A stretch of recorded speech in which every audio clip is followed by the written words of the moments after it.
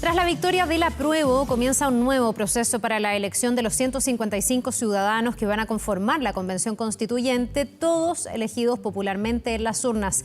Diversas figuras de la política ya han manifestado sus ganas de integrar este equipo, entre ellas Mariana Elwin, exministra de Educación durante el gobierno de Ricardo Lagos, y que nos acompaña esta mañana precisamente para conversar de este tema. Mariana, muchísimas gracias por estar con nosotros y muy bienvenida. Hola, buenos días, Carla. Bienvenida también a esta pantalla. Sí, Mariana, ¿por qué quiere formar parte o le gustaría ser candidata a la Convención Constitucional? Estaba revisando declaraciones suyas de hace un tiempo ya, donde usted decía que no le gustaba la idea de Michelle Bachelet en ese momento de reformar la Carta Magna, que usted más bien creía en pequeños perfeccionamientos. Lo definía como algo así como el realismo mágico latinoamericano, esto de querer cambiar las cartas fundamentales. Bueno, yo creo que hay mucho de eso en Latinoamérica, que se confía demasiado en las leyes, en las constituciones, como si ellas fueran a cambiar inmediatamente las cosas que van a pasar. Sin embargo, creo que el acuerdo del 15 de noviembre de alguna manera reencauzó al Chile democrático por el ámbito de la política. Y estábamos viviendo una situación muy especial. Y aunque uno pudiera pensar que podría haberse hecho reformas constitucionales y cambiar muchas cosas a través de reformas graduales, uno es uno y sus circunstancias. Las circunstancias cambiaron completamente. Yo creo que la democracia está en las cuerdas. Y por otra parte había una demanda, tantas demandas ciudadanas, que me parece que fue ese 15 de noviembre en que los parlamentarios decidieron este itinerario constitucional, encauzó el malestar por la vía democrática. Y creo que la elección del domingo pasado lo demostró así. Es como un renacer del Chile republicano y democrático. Y yo entonces creo que hoy día tiene completo sentido hacer una constitución nueva. Las circunstancias son distintas y pienso que esta es lo mejor que se puede haber logrado en un contexto como este. ¿Qué cree usted, Mariana, que se puede efectivamente cambiar a través de la Constitución? Si usted fuera elegida dentro de los 155 convencionales constituyentes, ¿qué cambios empujaría? ¿Qué es realista para una nueva Constitución? Sí, mire, yo creo que aquí es muy popular decir, mire, tenemos que garantizar muchos derechos, pero yo estoy muy convencida de que la crisis en Chile es fundamentalmente política. Nuestras instituciones se desgastaron. La gente no cree en el Parlamento, no cree en los partidos políticos, en los gobiernos democráticos, incluso empieza a tambalear su idea sobre la democracia. Y por eso la gente se expresa en las calles y se expresa con violencia. Entonces, me parece que los cambios fundamentales son políticos y tienen que ver con mayor participación, con mayor descentralización, o sea, con una distribución mejor del poder, con la inclusión, por ejemplo, de los pueblos indígenas, con poder en la sociedad chilena y con un mejor balance de los poderes políticos. También la depolitización de parte de cómo se eligen, por ejemplo, los fiscales, cómo se eligen la Corte Suprema. Yo creo que en la institucionalidad política nosotros tenemos un problema serio.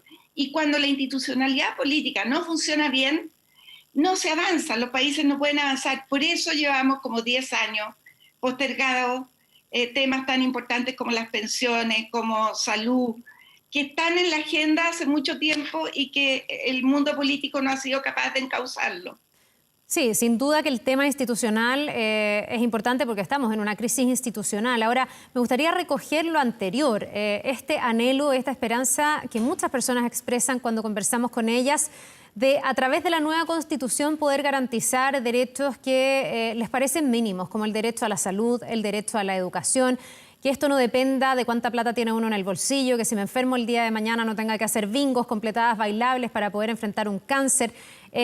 ¿Algo así se puede alcanzar vía Constitución? Muchos hablan, por ejemplo, de pasar de la figura de un Estado subsidiario a un Estado solidario, donde desde el Estado se obligue, de alguna manera, a todos los actores que lo componen y que toman las decisiones a velar por esos derechos. ¿Usted cree en esa tesis? Mire, nunca las cosas son absolutas. Yo creo que el Estado tiene que tener un rol más fuerte y hay que buscar una definición del rol del Estado, especialmente garantizando derechos.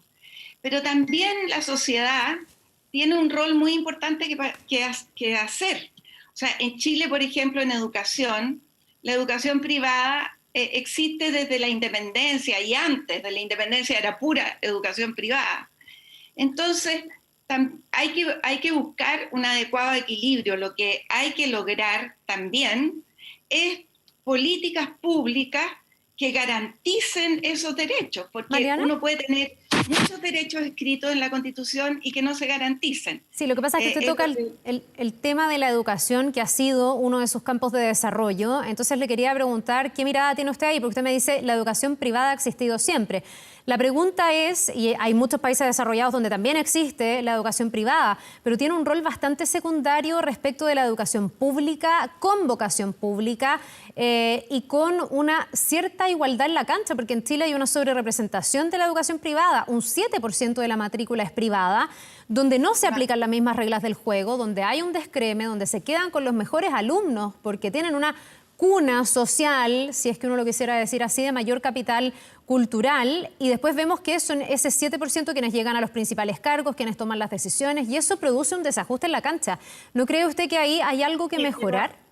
Pero hablemos hablemos de la educación privada subvencionada, que tiene un rol público, que es gratuita, que cada vez, que no tiene fin de lucro ya. Entonces hay cambios que ya se han hecho que permiten, por lo menos en algunos sectores, emparejar más la cancha.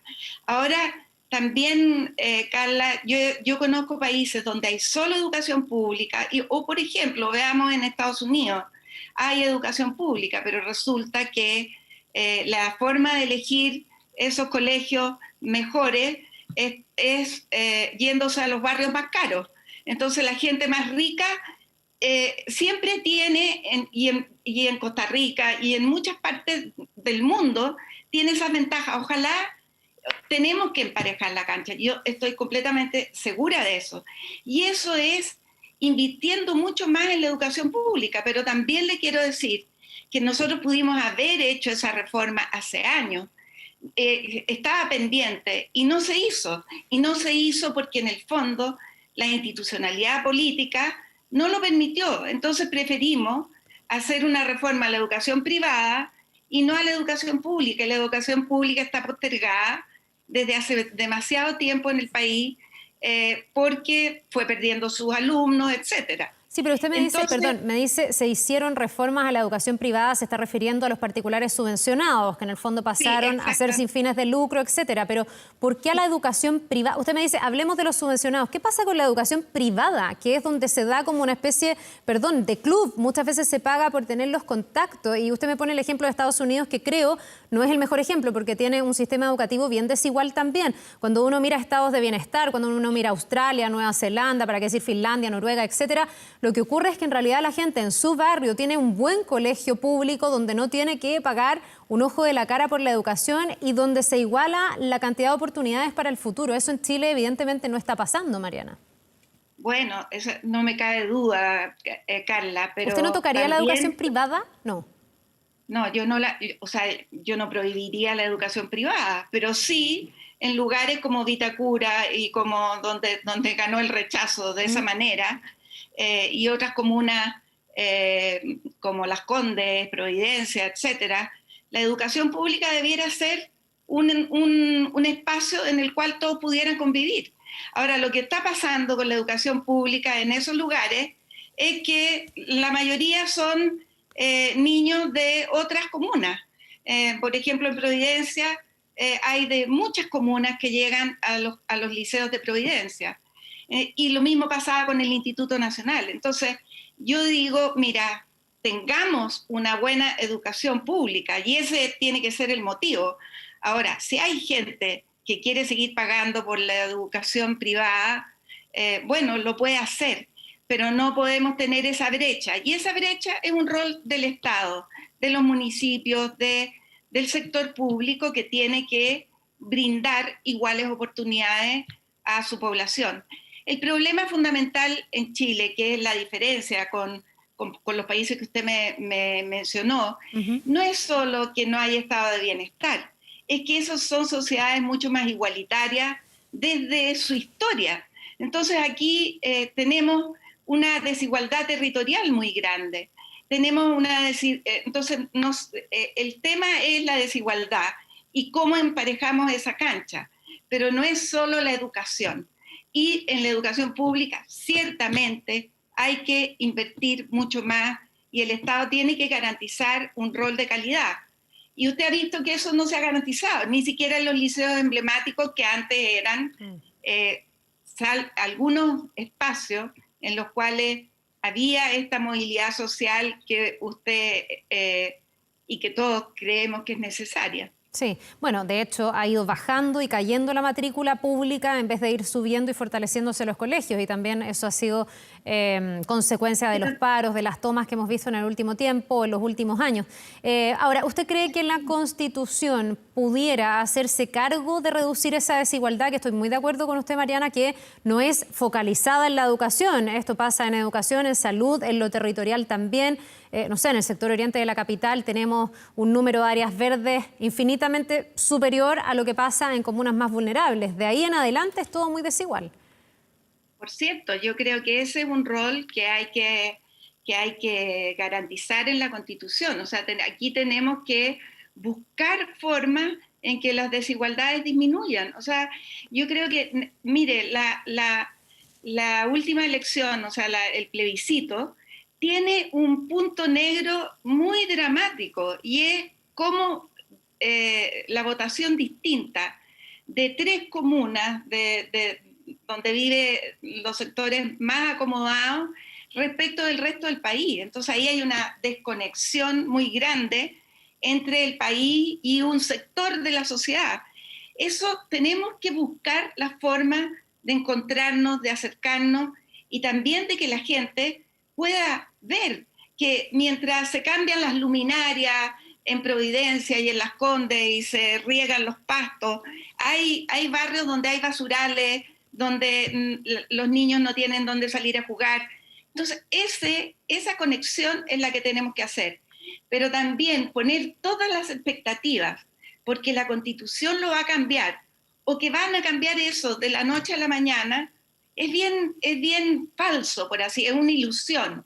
Ahora, igual yo creo que hay que poner esas expectativas sobre la mesa, pero también que la gente sepa que no van a mejorar las pensiones por el solo hecho de que en la Constitución esté escrito que las pensiones tienen que ser mejores, sino que también depende de los recursos, depende de los impuestos, depende de las políticas públicas que se hagan, y depende también de las circunstancias.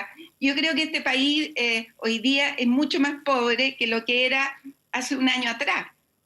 Y tenemos temas, pero urgentísimos. Por ejemplo, generar empleo. No porque esté escrito en una Constitución se van a generar automáticamente los empleos. Sin embargo, una Constitución orienta, y creo que tiene que definir mejor, por una parte, la institucionalidad política para que se desentrampen estos problemas que no se resuelven y que son sociales y que está demandando la ciudadanía. Y por otra parte, también tiene que haber recursos para poder ir avanzando en una orientación que fije la Constitución política. Mariana, una orientación solidaria, por cierto, una orientación menos, o sea, hoy día tenemos una sociedad muy individualista, pero tampoco vamos a cambiar la sociedad individualista por una solidaria porque esté escrito en la Constitución, pero sí es una orientación que puede encauzar las políticas públicas y que puede hacer el cambio en el mediano y largo plazo. Sí, Mariana, fue bien potente la señal que se entregó el fin de semana, el domingo, no solo con un triunfo bien abrumador del apruebo, sino también de la Convención Constitucional. Esto ni los expertos creían que iba a ser con este nivel de diferencia, y la lectura que se hace es que hay un llamado a la clase política a que se mantenga al margen. Es como la ciudadanía que quiere apropiarse de este proceso, que quiere participar en la toma de decisiones y en este caso de la redacción de la nueva Constitución. ¿Usted no se siente parte de esos políticos de siempre que hoy día la ciudadanía aspira a que se queden como a un costado, que no participen del proceso? Mire, es que eso puede sentir un gran sector de la ciudadanía, pero yo también pertenezco a la ciudadanía. Además, yo creo que uno puede aportar experiencia, uno puede aportar diálogo entre generaciones. Yo creo que esta es una constitución que dio un tremendo signo hacia los jóvenes. Y aquí hay una aposta, o sea, hay una aposta importante. Los jóvenes tienen que asumir un rol y los sueños de ellos tienen que estar presentes en esta constitución.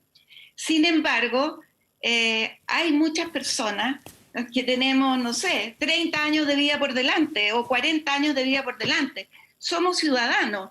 Yo no he estado en cargos públicos, he estado en cargos públicos pocas veces. Hablo mucho, pero la verdad es que yo fui 3 años ministra, 4 años diputada. Yo no me siento, siento que soy una persona que ha participado en la política, pero también creo que la ciudadanía es diversa, es amplia y todos tenemos que estar representados. Claro, lo que pasa es que lo que se pregunta a la ciudadanía es si va a haber el suficiente espacio como para que en esos 155 cupos entren personas que a lo mejor no han tenido cargos, que no han estado en la política tradicional, pero que sí están haciendo trabajos territoriales, locales, que quisieran participar también en la toma de decisiones. Desde ese punto de vista, yo me imagino que usted hizo esa reflexión y por alguna razón considera que de todas maneras es válido o legítimo utilizar un cupo que podría ser, si es que además se flexibilizaran las reglas del juego, de alguien que a lo mejor no pertenezca a la política tradicional. Mire, yo creo que tiene que haber de todo. Tiene que haber cupos, y esos cupos también los tienen que hacer los partidos políticos. Yo soy independiente. Probablemente voy a ir en una circunstancia bien difícil, porque que pueda salir un independiente es muy difícil. No solo por las exigencias que hoy día se están rebajando, sino porque las listas, con el sistema electoral, hay una cifra repartidora que se reparte por grandes conglomerados que se unen para ir juntos. Y las listas de independientes van solas al medio y probablemente no les den las cifras para sacar muchas personas. Entonces, pienso que es un rol de los partidos políticos abrir espacio, y también de los independientes, hacer listas en las cuales vayan personas que representen otras miradas, que representen sectores distintos y que representen también edades distintas, que haya representantes de organizaciones sociales, de organizaciones de trabajadores, en fin.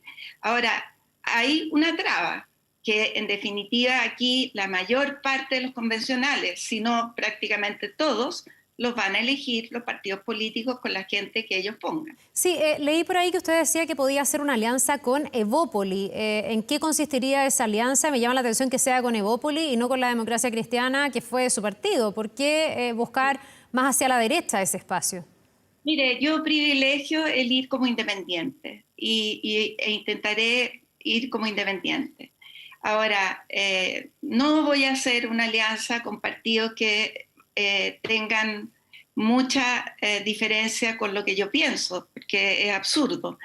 Y yo hoy día, si me fui a la Democracia Cristiana, es bien absurdo ir por la Democracia Cristiana. Me fui y no voy a volver para tener un cupo en una lista o para salir, porque tendría mucho más garantizado salir. Por lo tanto, privilegio la opción de ir como independiente y veremos qué pasa. Ya, pero eso significa que hoy día usted en idea se siente más cercana a Evópoli que a la DC. Sí, de todas maneras. O sea, yo creo que hay gente en la DC que piensa lo mismo que mí, pero la DC hoy día, no sé, yo no me siento interpretada en absoluto por una DC que no tiene problemas de aliarse con el Partido Comunista. Yo sí tengo muchos problemas de aliarme con el Partido Comunista, tantos como tendría de aliarme con el Partido Republicano, no sé. Entonces, porque creo que no son demócratas.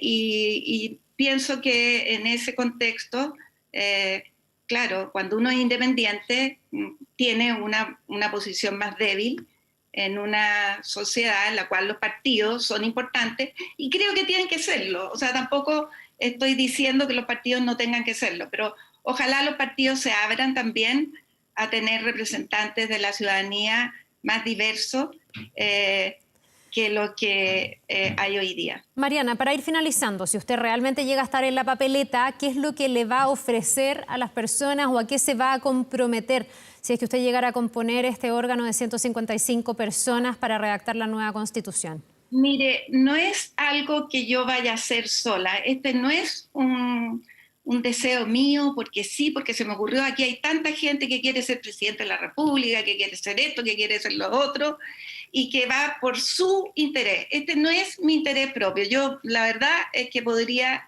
no hacerlo. Aquí yo represento un grupo de gente que estamos trabajando juntos, que estamos conversando mucho, que estamos conversando con otros también, para ver cuáles son los temas fundamentales que uno tiene que plantear. Entonces, yo prefiero ir bien preparada a decir qué es lo que puedo ofrecer, pero desde ya le digo que aunque no sea muy glamoroso, creo que un tema fundamental es el de la institucionalidad política en Chile hoy día. Porque si no destrabamos eso, el país no va a seguir avanzando. Y creo que esa es una misión muy importante, aunque no sea glamorosa. Sí, usted me dijo que se ha podido canalizar a través de un proceso democrático lo que ha ocurrido desde el estallido social, me imagino, y que hubo una señal potente este fin de semana. Usted, Mariana, ha sido bien crítica con la violencia, ha llamado a condenarla sin tapujos. ¿Usted cree que la violencia va a cesar o va a seguir siendo un problema en el contexto del desarrollo de este proceso constituyente? Porque algunos dicen ya se canalizó, otros dicen, ojo, porque hay otras demandas que están sobre la mesa que todavía no se han atendido y todavía no ha cambiado. Mire, yo creo que la violencia tiene múltiples causas. Ahora, creo que este renacer del Chile republicano y por ejemplo, el ingreso de los jóvenes, que los jóvenes hayan ido a votar, o que en las comunas más pobres haya aumentado la gente que fue a votar, a mí me parece muy importante porque encausa las demandas por la vía democrática. Pero la violencia va a continuar.